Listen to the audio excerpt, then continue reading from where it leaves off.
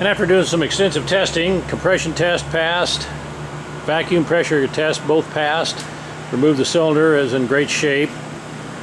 Found that the auto tune was not functioning properly, even though it passed all tests also. And now the saw will perform when it's hot and idle like it should. I'll fire it up and show you.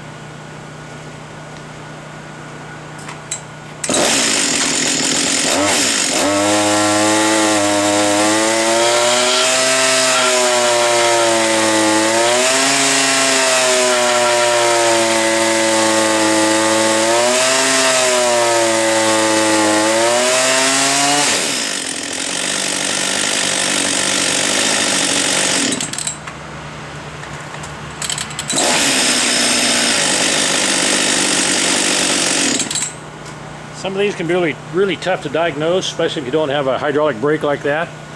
But if you got any questions on testing your 562 or any of the auto tunes, give the chainsaw guy a call.